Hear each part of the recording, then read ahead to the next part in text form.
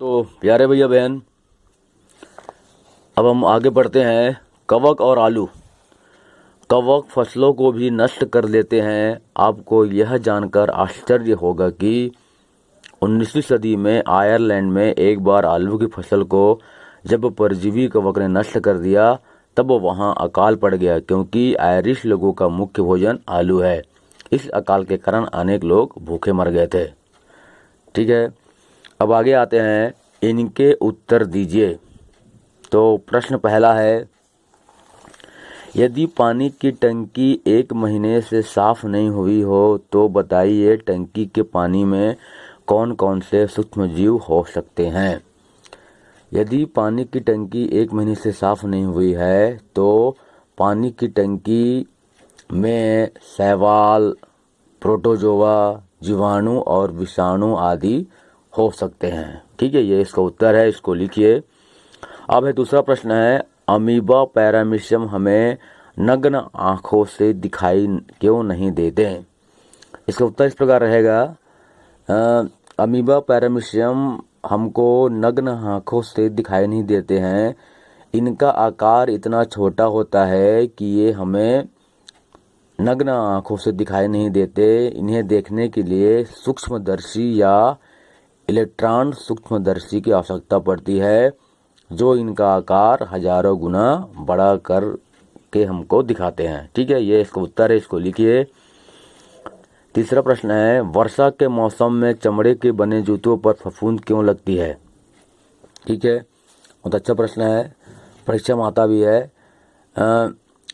वर्षा के मौसम में चमड़े के बने जूतों पर फफूंद इसलिए लगती है, फफूंद के जीवाणु वातावरण में फैले होते हैं। वर्षा का मौसम इसके लिए अनुकूल वातावरण तैयार करता है। ज़्यादातर फफूंद परजीवी या मृतोपजीवी होते हैं। जूते पर उगने वाले फफूंद मृतोपजीवी होता है। अनुकूल परिस्थितियों की वजह से इनमें उग आते हैं। इनमें नमी व पोषण दोनों प्राप्त होता है और यह अपना वृद्धि करते हैं। ठीक है, ये इसका उत्तर है। अगला प्रश्न है, धनिया, जीरा, दालों इत्यादि को लंबे समय तक खराब होने से बचाने के लिए सुखाना क्यों जरूरी है। इसका उत्तर सुन लीजिए। धनिया है, जीरा है, दालें हैं आदि को लंबे समय तक खराब ना हो बचाने के लिए उसे सुखाना जरूरी है, क्योंकि नमी सूक्ष्म जीवों के लिए अनुकूल परिस्थितियां तैयार करता है और वो पनपते हैं। साथ ही इनमें उनके जीवित रहने की संभावना अधिक बनती है।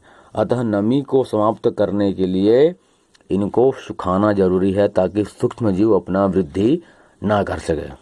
ठीक है, ये इसका उत्तर हो गया। अब अगला प्रश्न है, सामान्यतः शैवाल परजीवी नहीं होते, कारण स्पष्ट करो।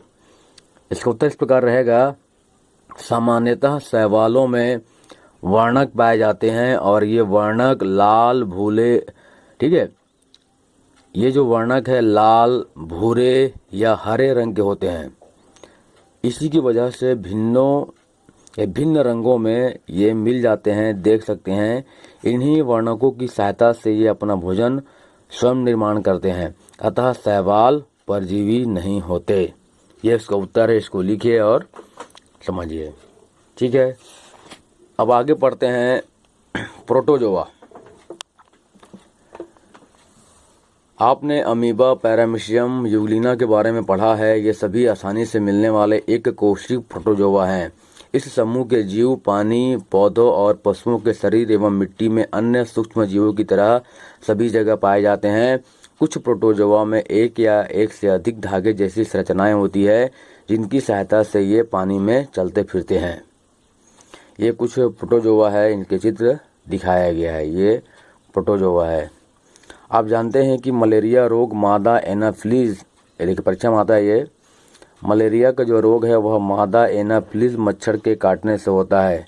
इसको हमेशा खाली स्थान में पूछता है, याद रखना। किंतु आपको जानकर आश्चर्य होगा कि यह मच्छर मलेरिया के रोगाणु प्लाज्मोडियम नामक प्रोटोजोआ के वाहक होते हैं और रोगी व्यक्ति से स्वस्थ व्यक्ति में इन रोगाणुओं को पहुंचाने का कार्य करते हैं। ठीक है, प्लाज्मोडियम। कुछ अन्य प्रोटोजोआ भी मनुष्यों और जंतुओं में रोग उत्पन्न करते हैं, जैसे कि एंट अमीबा और जियार्डिया आदि। इनमें से होने वाले एक सामान्य रोग पेचिश है। ये दोनों जो है प्रोटोजोआ है, ठीक है, जो मनुष्यों में पेचिश रोग पैदा करता है, एंट अमीबा और जियार्डिया। इसको नाम याद रखेंगे, परीक्षा में पूछ सकता है, बहुत ही महत्वपूर्ण है ये, और इसको पुस्तक में आप अंडरलाइन कीजिए, ठीक है। अब आता है जीवाणु। ये हमारे आसपास एवं अन्य सभी स्थानों पर पाए जाते हैं।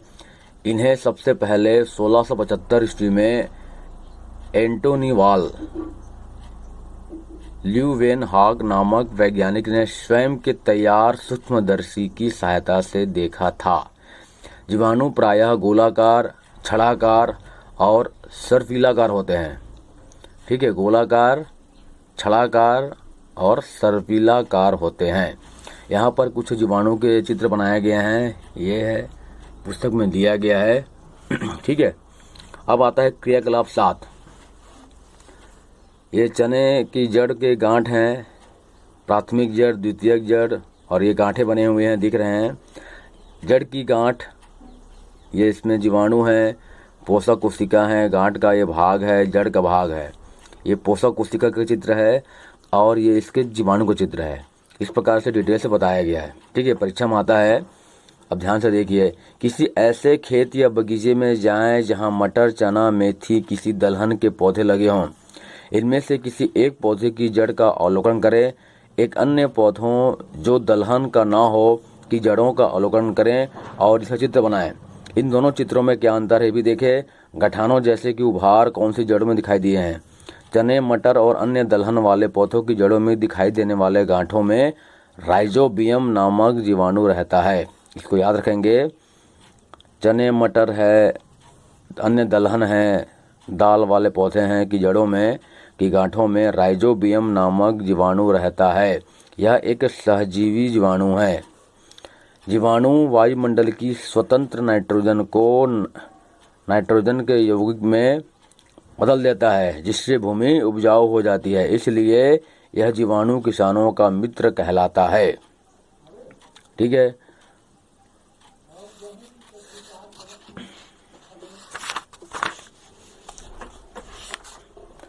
तो आज के लिए इतना पर्याप्त है, इतना आप ध्यान से समझिए और लिखिए, बाकी अगले वीडियो में पढ़ाएंगे। थोड़ा सा आगे और पढ़ लेते हैं। क्रियाकलाप 8। आवश्यक सामग्री है 2 कटोरियाँ, थोड़ा दूध, दही, चम्मच, ठीक है, गर्म करने का कोई साधन, स्प्रिट लैम्प वगैरह, ठीक है। दोनों कटोरियों में हल्का गर्म दूध लेते हैं। अब एक कटोरी में 1/4 चम्मच दही मिलाते हैं। दूसरी कटोरी को बिना दही मिला ही रखें। दोनों कटोरियों को ढक दें और 4-5 घंटों बाद अवलोकन करें और निम्नलिखित प्रश्नों के उत्तर कॉपी में लिखें, जो आपके बुक में दिया गया है। कि दही किस कटोरी में जमा है, दही क्यों जमा है। दही में उपस्थित लैक्टोबैसिलस नामक जीवाणु दूध की शर्करा को अम्लीय पदार्थ में बदल देते हैं।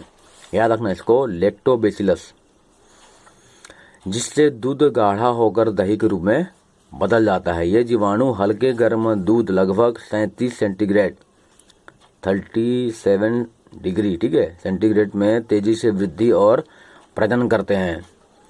मतलब अपनी संख्या बढ़ाते हैं, बहुत तेजी से वृद्धि और प्रजनन करते हैं।